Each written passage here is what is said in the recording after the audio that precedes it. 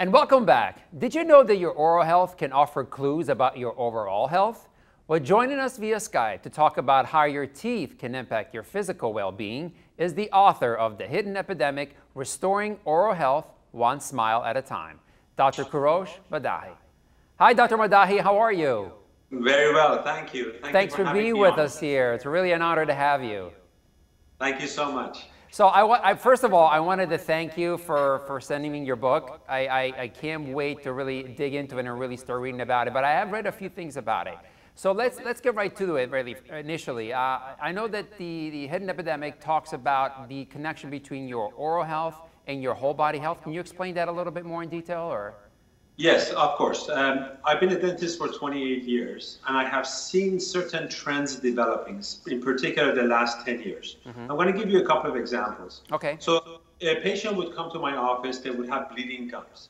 So we were always thinking, oh, they're not brushing their teeth properly, they're not flossing properly, they're not going to the dentist properly. But that is only one side of it. The other side could be there are hormonal changes that are going on with the person, or there's the side effects of medications that they're taking.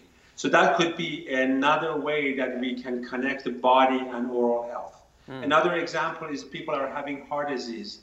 Heart disease has been linked to gum disease as well. So the people that are having bone loss, gum loss, the type of bacteria that are there, if it's not being cleaned up properly, can cause other problems in the body. So what are some of the main findings that you want to share with our viewers? There's three different things that I found to be the trends. One is that people are clenching and grinding their teeth more than ever, which is causing teeth problem sensitivity. Okay. The other thing is that as a result of certain healthy habits of having green tea, red wine, coffee, tea, blueberry, blackberry, all of those things, there's more staining. As a result of people whitening their teeth more often, and they're using whitening toothpaste and whitening mouthwashes more often. As a result, they're having much more sensitivity with their teeth. And last but not least, which is the biggest problem that I'm seeing, is that the use of medication is also having problems and having effects in the mouth by causing dry mouth, which is a condition that the saliva is not flowing in the mouth. As a result, the type of bacteria that cause cavity run rampant. So these people start to have a lot of cavities in their mouth. So what are some of the red flags that you should be keeping an eye out for? Okay, number one, so if you're starting to experience bleeding in the gum, we got to find out exactly what is the actual cause of that bleeding. Is it medication? Is it improper oral hygiene? Or is it side effect of some other things or a systemic disease that's going on? The second part is that if there's teeth sensitivity, it could be due to clenching, grinding, or it could be to overbrushing, or it could be due to the certain acidic diets that are taking place, or it could also be as a result of a side effect of a medication. The other one is that if you frequently need to drink water, or when you wake up in the morning, your mouth is completely dry, these are things that have to be really explored before teeth and the gum is affected. Now, I know that it's very popular. Teeth whitening has become very popular these days.